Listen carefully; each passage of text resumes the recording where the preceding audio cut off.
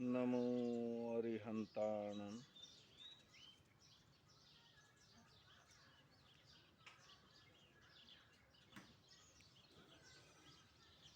भगवान ऋषभदेव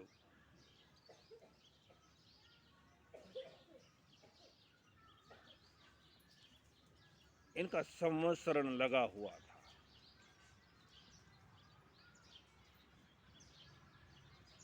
उसमें एक जिज्ञासु ने भगवान से प्रश्न किया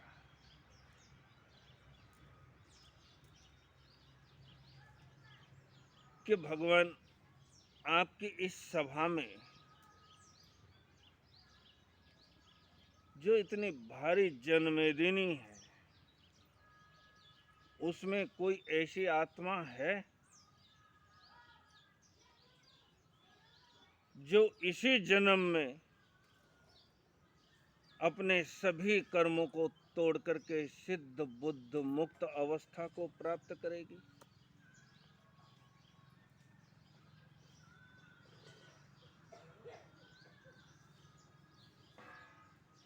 भगवान ने कहा है, ऐसी आत्मा है,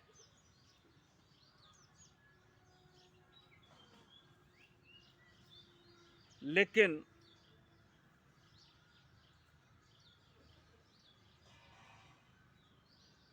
पत्थर ज्यादा होते हैं। जैसे हम देखते हैं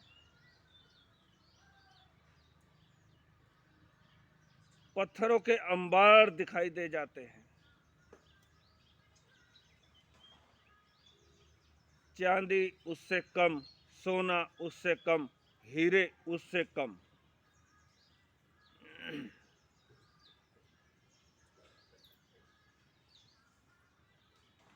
ऐसे ही भीड़ तो बहुत दिखाई दे जाएगी,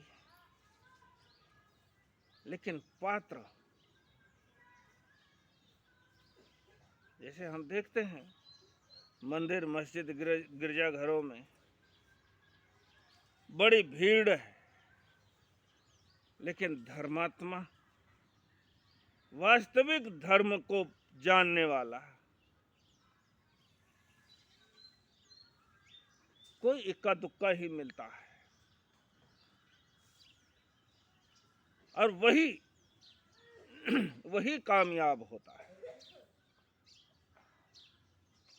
बाकी तो सिर्फ प्रदर्शन है।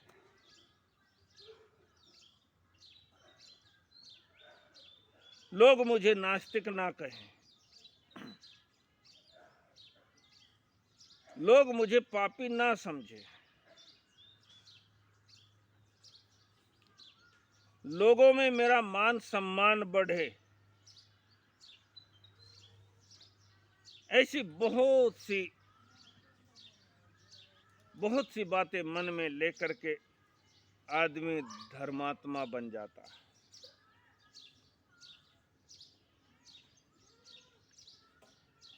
तो भगवान ऋषभदेव के संवत्सरण में एक व्यक्ति ने प्रश्न किया है, भगवान, भीड़ तो बहुत है, बहुत से लोग आपके सानिध्य को प्राप्त करने के लिए, आपकी वाणी को सुनने के लिए इकट्ठे हुए हैं,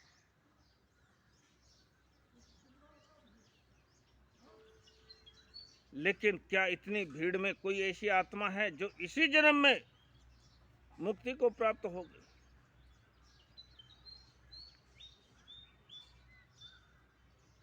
भगवान ने कहा है कि प्रभु, हम जानना चाहते हैं, हम उस पवित्र आत्मा के दर्शन करना चाहते हैं। बताइए, ऐसी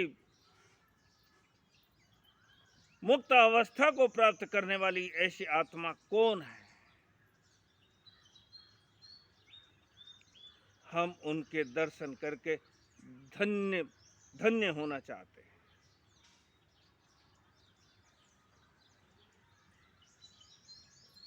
भगवान ने कहा, भरत चक्रवर्ती,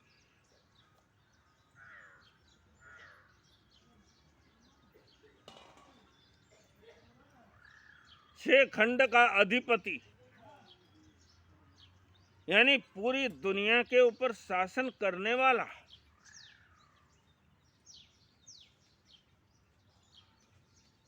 अपार सुख वैभव के अंदर रहने वाला,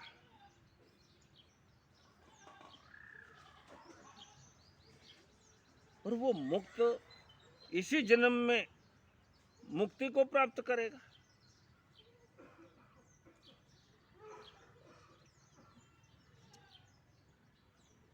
उस व्यक्ति के मन में और जो बहुत से लोग इस बात को सुन रहे थे, सभी के मन में एक प्रश्न पैदा हो गया।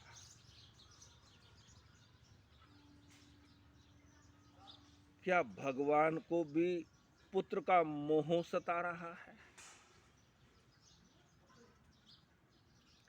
अपने पुत्र के मोह में आकर के ऐसी बातें कर रहे हैं।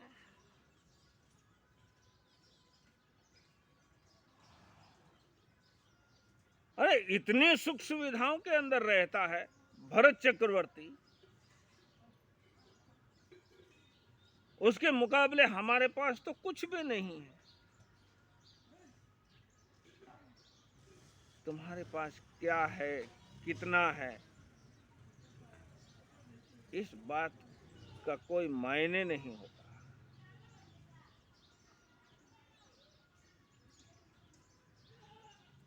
लेकिन बहुत से लोग इस बात को सोच रहे हैं कि भगवान मोह के वश इस बात को कह रहे हैं। क्या इतनी भीड़ में सिर्फ भरत ही एक ऐसा है?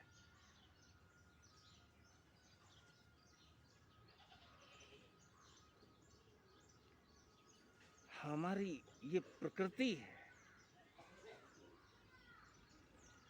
हमारी प्रकृति है कि हम ज्ञानियों की बात पर जल्दी से भरोसा नहीं कर पाते। करना भी मत।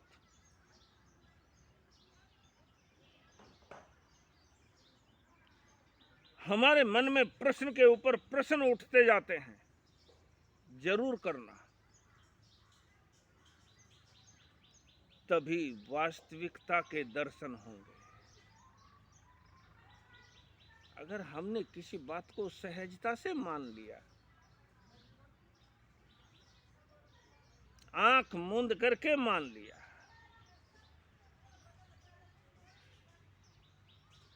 ये मुक्ति को प्राप्त करने वाले तीर्थंकर ऋषभदेव ये झूठ थोड़ी बोलेंगे, सत्य वचन।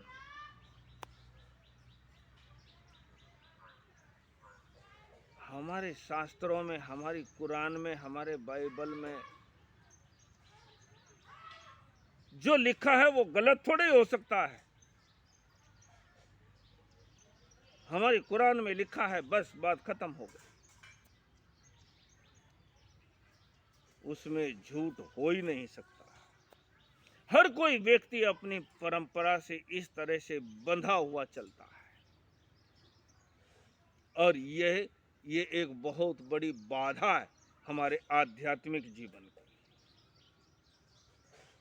प्रश्न करो, जिज्ञासाएं हमारे अंदर उठे, क्योंकि जिज्ञासा नहीं होगी तो समाधान कैसे आएगा? तुम प्रश्न ही नहीं करोगे तो उत्तर कैसे मिलेंगे?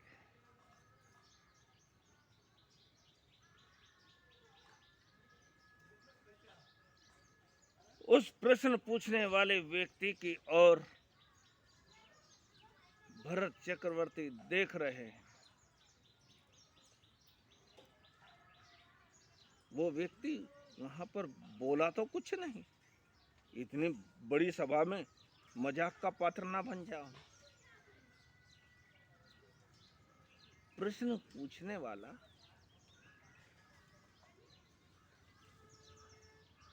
थोड़ी देर के लिए अज्ञानी कहा जा सकता है, थोड़ी देर के लिए मूर्ख माना जा सकता है, लेकिन जो नहीं पूछता, जो जिज्ञासा नहीं करता, जो प्रश्न नहीं करता, ऐसा व्यक्ति जिंदगी भर के लिए मूर्ख रह जाता है।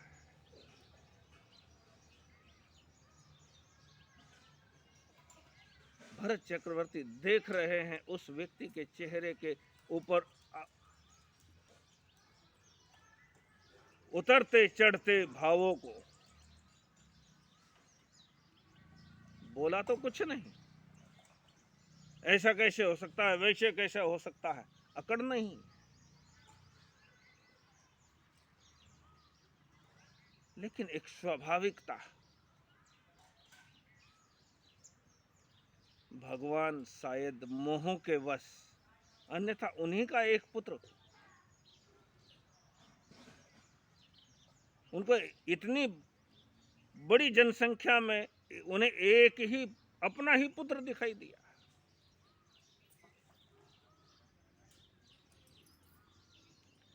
भगवान मोह के बंध को तोड़ चुके होते हैं, मोहिनीय कर्म समाप्त कर चुके होते हैं।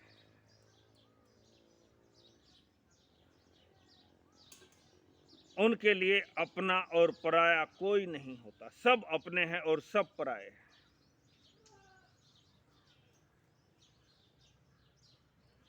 चार घाती कर्म, ज्ञानावरणीय, दर्शनावरणीय, वेदनीय और मोहिनीय।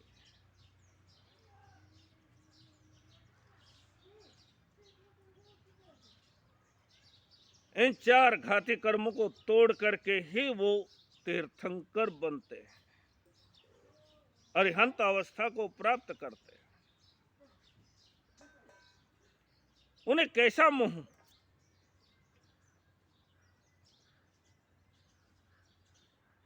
जो वास्तविकता है उसका बखान वो करते हैं।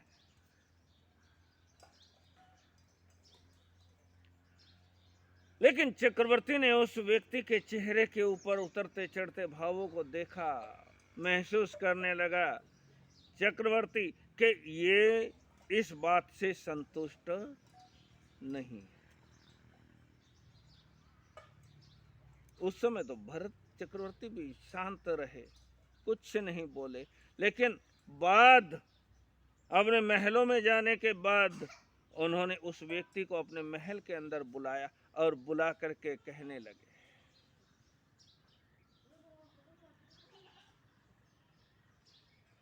ये कटोरा रखा हुआ है तुम्हारे सामने, एक तेल का भरा हुआ कटोरा रखा हुआ था जिसको पूरा लबालब भर दिया गया था। अगर थोड़ा भी हिले तो थोड़ा तो भी तेल बाहर गिरे।